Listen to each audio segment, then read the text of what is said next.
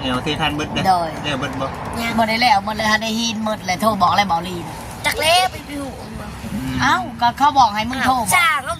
บอกเราเบอร์รี่เองไม่ใช่ยังว่าง กระยาได้สักกะนี้ก็ เดี๋ยว น้อยก็เบาลี่ให้แล้ว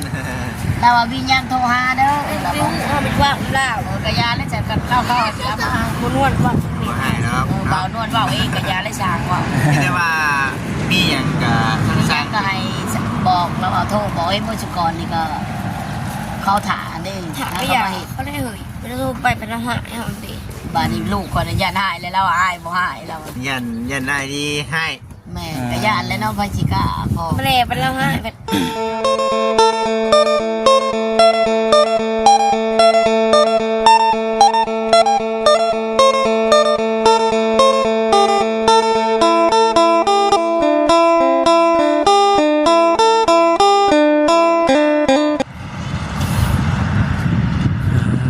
ทุเสาตั้งสง่าราศีอยู่ปัททินี่ทุบ้านน้องบุญทวีพี่น้องเนาะแล้วก็บ้านน้องสายฟ้าเอาพี่น้องเลยทักทายสบายดีเด้อพี่น้องเด้อเนาะทักทายสบายดีก็ไม่พี่น้องเอฟซีกันเบิดสุขุสุคนเด้อพี่น้องเลยพบพ่อพบเจอกันคือเก่าเมื่อนี้ก็ได้เดินทางขึ้นมาอยู่พี่น้องเลยเนาะอยู่ที่บ้านที่เพื่อนบ้านน้องบุตรทวีบ้านน้องสายฟ้าบ่นี่แหละพี่น้องเนาะมานั่งกันกับบอจิตเพิ่น2 คนมานี่กันเพิ่งได้พี่น้องบ่ได้ขึ้นมาเมื่อที่ว่าเพิ่นย่อเสาก็เฮาก็บ่ได้ขึ้นมาอันนั้นพี่น้องเนื่องจากว่าเฮาก็คาเวียกแน่ทั้งนั้นก็ได้พูดในพี่แน่อันนั้นพี่น้องเนาะก็เลยบ่ได้ขึ้นมามื้อนั้นน่ะซีเมนต์มื้อย่อน่าซีเมนต์มื้อกันบุญบ้านน้องไม้เพิ่นนี่แหละมันตรงกันก็เลยบ่ได้ขึ้นมาแล้วก็มื้อที่ว่าทางบ่ค้ำไปนำพระอาจารย์มื้อนั้นน่ะพี่น้องเนาะก็เลยบ่ได้ขึ้นมามื้อนี้ก็ขึ้นมาพอดีเห็นว่าทางแม่เพิ่นก็นั่งอยู่หั่นบ่เคยเห็นจักเทื่อซ้ำพี่น้องเนาะได้ยินทางว่าจิตเพิ่นเห็นในคลิปว่าแม่น้องบุญวีเพิ่นมาแล้วว่าซั่นมีแต่สิพากันเข้าไปโอ้ไปลมถามไทยทำโอ้ลมกันนี่แหละพี่น้องเนาะไป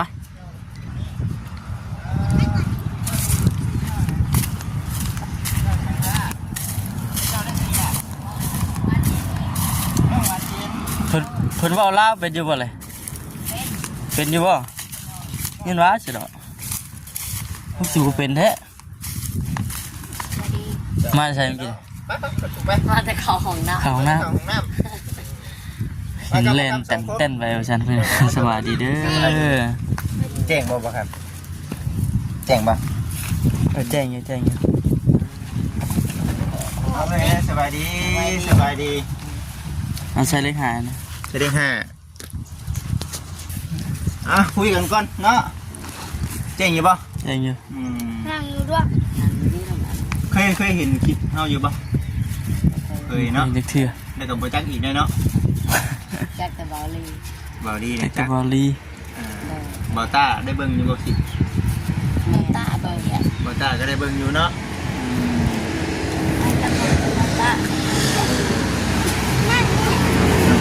แล้วกูหันซ่อมแล้วกู บอก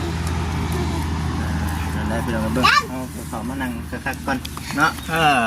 ไปทางนั้นดิพ่อของน้องๆเพิ่นเด้ ไปเรียก ตี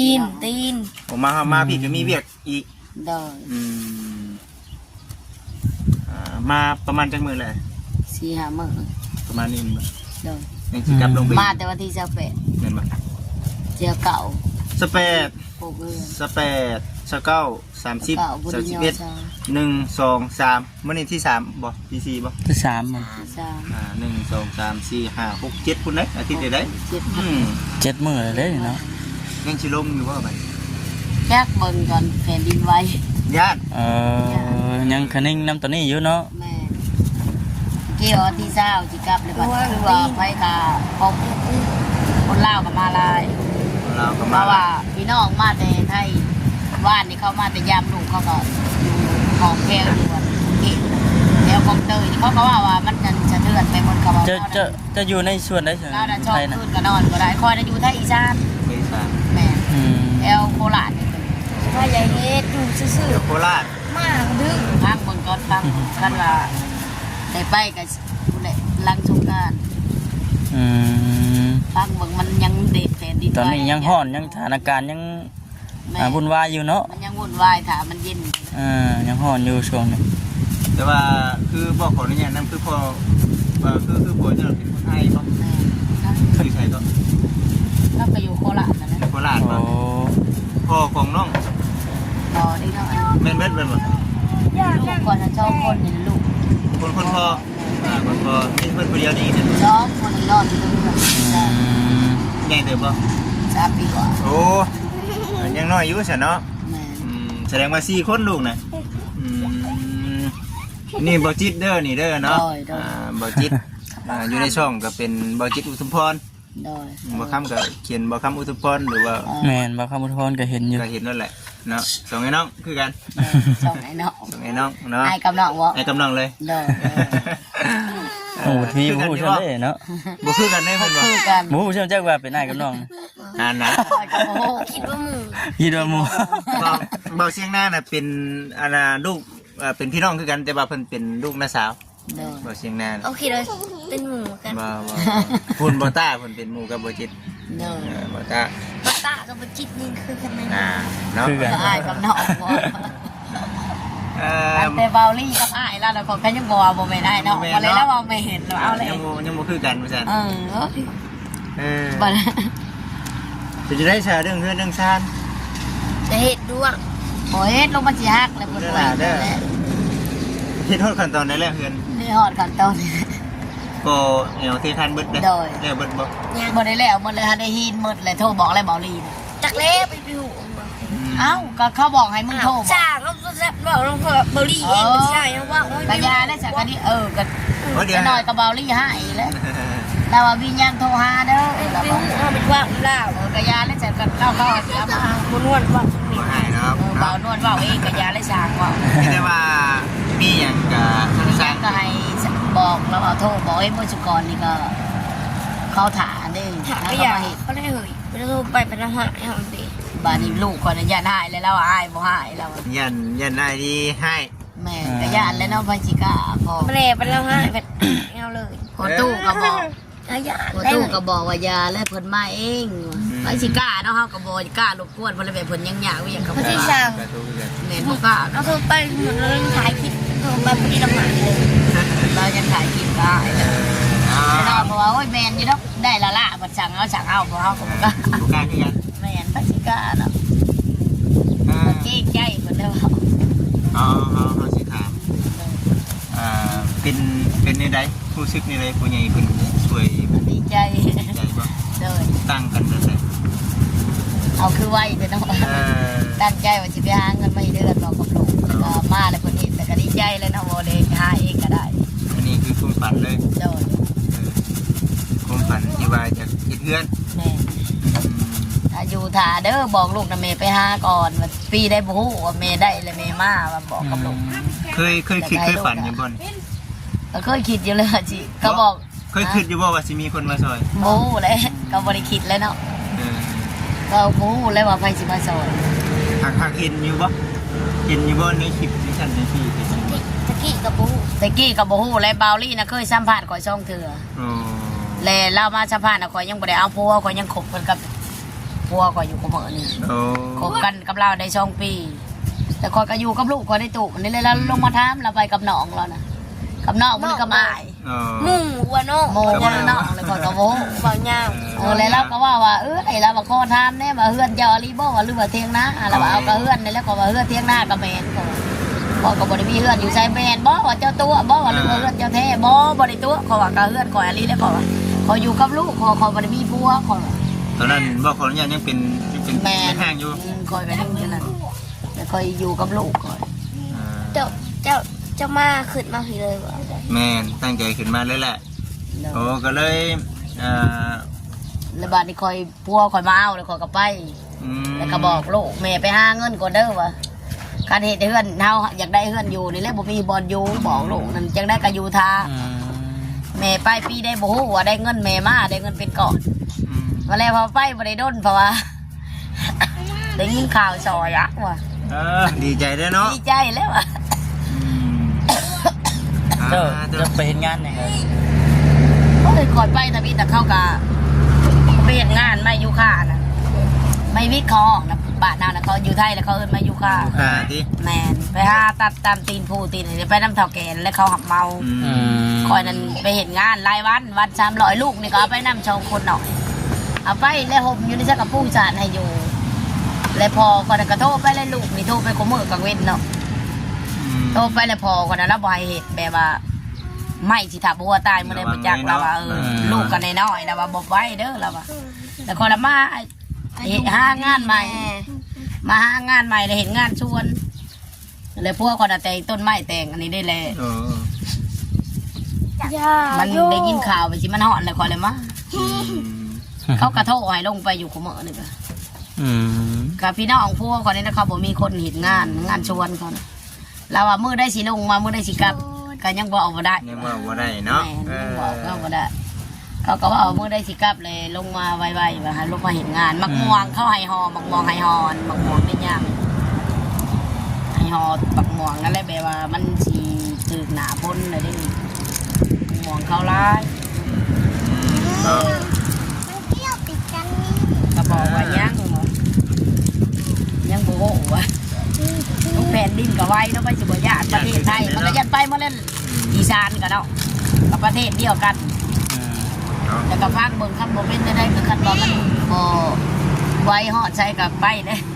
ลังสงการโบเห็นอย่าดื้ออย่าดื้ออย่าดื้อจะหน่อยป้าลุงเป็นบ่มักได้เด้อคนบ่มักได้ไปนอนดินเป้ไปอย่าดื้อใครเบิ่งลูกรถเบานะเอามีมาดูด้วยซื้อมีมาต้อนเนาะก็ได้ดวกจิตมาฉันอยู่ข้างหลังเด้อขายรถได้แนวกินกันเพิ่นเห็นนี่บ่ใครบ่แดงก็ไปหากับบ่ได้ป่ะบ่อยากมีปีชื่อมื้อเช้านี่ชื่อ40,000อยู่ไทยน่ะโลนึง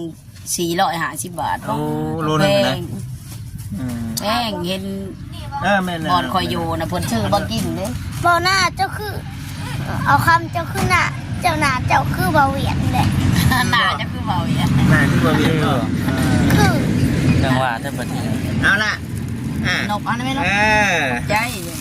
จะมีมาต้อนก่อนบ่ได้ดวกกินเลยเอาคุยกันจะถึงเลยเรื่องถามชื่อเนาะชื่อเนี่ยก็วันยินชื่อเจ้านะกรมมาลีกรมมาลีเนาะโอ้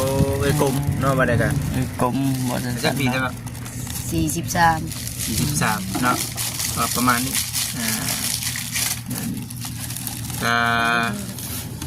คือว่าอะไรพี่น้องเป็นครั้งแรกที่มาถามไทยทางเพิ่นมือเล็กเลยได้มีอย่างบอกน้ำผู้ใหญ่เพิ่นอยากให้เพิ่นซอยอะไรให้เรื่องแล้วดีใจเนาะอยากโดยดีใจคือเฮาว่าแหละเนาะนุ่มมือเอาเพิ่นซอยก็สาธุซ้ำนี่ก็ดีใจเลยให้เพิ่นรับเพิ่นรวยเพิ่นมีเงินหลายๆเพิ่นมาซอยใหม่ให้เพิ่นมีอายุขวัญมันควันยืนนะเพิ่นได้เงินหลายๆเพิ่นก็บาปเล็กน้อยเนาะโดยก็บาปน้องๆเพิ่นนี่นะอยู่กัน2คนคลออยู่เพิ่นได้ก็อยู่คอยก็ลำบากตักน้ำนองนั่นแหละบอกลูกเอ้ยเป็นได้กระสู่ทนถาแม่เด้อแม่ไปก่อนคันเฮาอยู่ประเทศถูกว่าบ่มีผู้หาแบบกับตัดสินใจก่อนตัดสินใจคิดฮอดลูกน้ำตาคุเวอร์แต่ว่าเฮานั้นต้องเข้มแข็งแล้วบ่ให้ลูกฮู้แต่ขนาดคอยให้คิดฮอดลูกเขาก็ยังบ่ให้เขาฮู้จักบ่สิถามอยู่กินนี่นะคือไปแต่บ่คิดฮอดบ่อันนั้นก็คิดฮอดอยู่นั่นแหละแต่ว่าจำเป็นเด้ความจำเป็นที่ว่าแม่นบ่มีแล้วก็ไปบอกลูกว่าโอ้ยอยากได้เฮือนคือหมู่ฮะบ่มีคันเฮาสิอยู่ตู่ไปตลอดผัดแห้งบ่มีแม่สิไปหาจบเสื้อข้อแม่ออกมาจังสิขาดเลยตัดสินใจคิดฮอดอยู่หั่นเนาะไปแล้วไปหาแล้วก็ยัดมาได้อยู่ว่าเป็นจะได้อยู่บ่ได้อยู่บ่หลายได้เงิน7-8,000นะสมมุติเมียบ่7,000แม่บ่ได้เขาคอยไปบ่ได้โดน2 เดือนกว่าบาดนี้บ้านบ่อนเฮาอยู่กินเองบ่คอยมาเฮ็ดน้ำปูหญ้าก่อนที่เพิ่นบ่ได้กินข้าวผัดไว้ว่ามันเป็นไปสิก็มาก่อนบ่ได้บดแปลว่าบ่ได้ซื้อกินเองเด้เพิ่นเลี้ยงมาอยู่บ่อนนี่นะมันเป็นได้อยู่พุ่นน่ะมันไวแผ่นดินไวบ่บ่ได้อยู่แฮงบ่เป็นได้แค่กรุงเทพพุ่นแหละแต่ว่าญาติเพิ่นไวมาฮอดนี่เนาะโอ้ยญาติไปก่อน ได้ก็มาเลยก็ คือ มา เอาบ่ได้โทรเมื่อถามบ่ได้โทรเมื่อถามทางปู่ย่าบ่เป็นจังไดอ่า ปู่ย่าเขาก็อยู่แถวอีสาน เป็นจังไดบ่ได้ไหวบ่ทางนั้น ไหวบ่แผ่นดิน เขาบ่ได้ไว้อะไรเนาะ ย่านไปก่อน อาญาติและพอคอยแล้วก็พอตู้นี่ก็ว่าพังมึงก่อนเด้อเราว่าไปกับญาติมึงปัจจุบันญาติพอนี่เป็นห่วงบ่ยังให้ไปพอไปนี่แต่น้อยมึงเป็นยังลูกมึงอยู่พี่พาไม่ไปเบิ่งแล้ววะ มันเป็นเมร่วง เราก็ว่าจะเลยก็พังมึงก่อน ยังให้แม่ลงอยู่ว่าฉันน้องสมบูรณ์ เห็นคนเล่าน่ะก็มาลายนะเขาก็ว่าโอ้ยไผก็ว่าสาวแก้วนี่น่ะบาพลบกนี่บ้านเดียวกับพอข่อยนี่แล้วมาบ้านมาแต่ยามลูกเราแล้วคดาอยู่ห้องก็ยังจะเถื่อนมาแล้วว่าช่องเถื่อนแล้วนอนก็บ่รับแล้วว่าโอ้ยว่าคัดเจ้าเอาได้นะเขาก็บ่พาเอามื่อเลยว่ามึงจะพาไปเด้อเราว่าปลาเด้อพักมึงก่อน ย่านเนาะ ญาติไม่จะรับพบกับท่านได้อยู่ประเทศจีนนั่นพอตู้นี่เบิ่งข่าวแล้วว่าคนใต้น่ะก็ชะลายเลยเป็นน้ำบ่ได้เป็นโชคเป็นเพียงมันเปื่อยไปเลยได้แบบยันน้ำเนาะเป็นน้ำกรดแล้วว่าพอคนนี้เลยเราเบิ่งข่าว โอ้ อ่า เป็นญาติ มันชะลายเลยแล้วว่าคนใต้ก็บริญาเก็บชบแล้วว่าชะลายไปเลยแบบเป็นหนักไปเลยคนแห้งอันให้โหดของเขาเอ็นแต่เขาสาบอื่น ก็เลย ตึกนะทอได้ชัดกันยังถล่มเปิดเป็นนั่น มันนัก เขาความมันนั่นเด้เขาเห็ดสภาพความมันไทยลาวนี่นะแบบว่าพญานาคน้ำเพลินหายแห้งแต่กี้นั่นแหละวางคอยอยู่ไทยนะเอ็นเขาเบิ่งนะเขาเบิ่งข่าวเบิ่งอันนี้เขาว่าพญานาคฮะ ไม่อยู่ไทยอ่ะมันเป็นพญานาคหลายองค์เลย เป็นสัญลักษณ์หลายองค์ เนาะ เอาเพียงพุนเอาเล็กเอายังพุนกับบอลงนอกครัวนะพุนสางเก็บพญานาคเต็มนับเลยเต็มแม่น้ำโค้งบนนั้นสางนั่นแหละเขาเห็น ถ้าเอามาเบิ่งมามอทางนี้ก็ขึ้นไปแบบนี้เนาะ แม่ก็เห็นนั่นเขาถ่ายคลิปจ้ะเอาเล็กพุนลงเพียงกับบอลงมันน่าจะลงแนวมีแนวเห็ดเนาะ อันนี้เขาจ่ายแบบนับ เขาจ้างอันพวกจับพุนนับนะเด้ ขึ้นไปทางแนวมาทางบ่เห็นน้ำแน่กันแม่แนว เขาเห็น แนววิทยาศาสตร์กับคิดเนาะวิทยาศาสตร์ ถ่ายคนแห้ง ยุเกิดมาบ่เคยพ่อเคยเห็นเนาะ คนไทยเขาก็ว่าผู้ใดอยู่กรุงเทพนะปุ๊บออกมาอยู่ไทยอีสานลาย ตัวนี้ก็เป็นอีกเหตุผลหนึ่งที่ว่าทางบ้านเฮากำลังไหลมาเนาะ เขากำลังมาลาย ๆขี่แบบโควิด ตะกี้เขาว่าตะกี้ว่าโควิดยังว่าลบได้บาดานี้เพราะว่าแผ่นดินไหวสิไปลบเลยใช่เขาอ่ะตึกนี่ใช่ก็ถล่มหมด ไทยอยู่ลาวค่ะ ผู้ใดไปหลายปีเขาก็ยังว่าคือกัน หอดอยู่ลาวอยู่ไทย คอยยังว่าฮักกับไป2 เดือนกว่าคอยยังยะนุก ยิ่ บ งใหญ่ เลย ขึ้ คอย นกันเนาะ คอยยังบ่ฮู้จักบ่เคยไปจักเถื่อได้ไทยนี่ครั้งแรกในชีวิต ถ้าลงหอดลาวนี่จะอยู่ไทยบ่เลยยัง จังหวะเนาะมันก็เป็นบางขอบเขตนั่นแหละเนาะ บางขอเขตเป็นบางแขวงบางแห่งนั่นแหละครับ กับบทัวเบิดดอกเนาะ มันก็บ่ทั่วดอก สิ่งที่สำคัญก็คือว่าแหละพี่น้องเลยเนาะพี่น้องทางฝั่งไทยก็ มีกำลังใจเขา นี่สุขภาพเนี่ยก็เป็นกำลังใจให้เนาะ เด้อ ปลอดภัยเบิดทุกคนนั่นแหละพี่น้องเลยไปน้องบุญทวีไปเบิ่งเฮือนเฮาไปไปเบิ่งก่อนไปมีแต่ว่าสู้ๆแน่เด้อทางเอ้ยเด้อเนาะสู้ๆก็พังเบิ่งนั่นแหละก็ดีใจนำพี่น้องเอ้ยที่เราผู้ใหญ่เป็นช่วยวันนี้น่ะยังนั่นบ่ สร้างมาอยู่บ่มื้อนี้น้องบุตรี สร้างมารอบเช้าแม่นบ่ หมึกกับมึงนะ หินเบิดหินเบิดเลยเพิ่นเมื่อแข็งนะบ่ อันนี้ที่เศร้า โอเคนะเนาะ อันนี้ตัวเมื่อวาน คานใหญ่อยู่ดิเนาะ กันใหญ่เนาะ สองชั้น พอดีเอาเจาะได้นี่น้องบุตรีเพื่อนเจ้านะ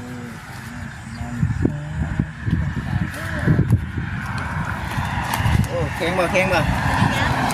เธอเอานี่มายังบ่จิต อันนั้นก็เศร้านี่ นี่เพิ่นสิได้เพิ่นสิคานได้นี่ เอาเทตีนมันสิบ่ เพิ่นสินี่ชื่อได้เพิ่นก็สิมาเด็กบ่แล้วนะ โอ้เทตีนมันก่อน แม่นเสียทีนี่ชื่อได้เพิ่นก็สิมาเด็กเด้นี่ อุ้ย ยังอยู่ได้ยังอยู่ ตัวไหนเป็นยังอันนี้ก็เศร้านี่อันนี้ก็เศร้านี่อันนี้ก็เศร้านี่ก็เศร้า ดีงามเนาะบ่จิเนาะเฮือนเราซั่นนี่เนาะ ไว้พอดีคักแล้วนี่นี่แหละนี่เนาะ 12เสา12เสาบ่ 12มันบ่1 2 3 4 5 7 8 9 10 12เสาหรือว่าคักเนาะน้ำแหละพี่น้องตอนนี้เพิ่นยังชีเทอยู่บ่แต่ว่าทางสร้างเพิ่นว่าอีหยังก่อนน้องหินบ่อ๋อหินบ่มีนะพี่น้องเอ้ยเนาะมี กินเบิด ไปบ่ครับได้แล้วบ่ไปใส่ FC ไปจ้ะเนาะว่าสิจบคลิปก่อนพี่น้องเอ้ยเนาะประเทศได้เด้เวลาแต่พี่น้องนอนรถกับปุ่นเหนื่อยอยู่โอเคพี่น้องอยู่ดีมีให้กันเมื่อสักครู่ทุกคนเด้อพี่น้องให้เราพบกันคลิปหน้าคลิปต่อไปสบายดี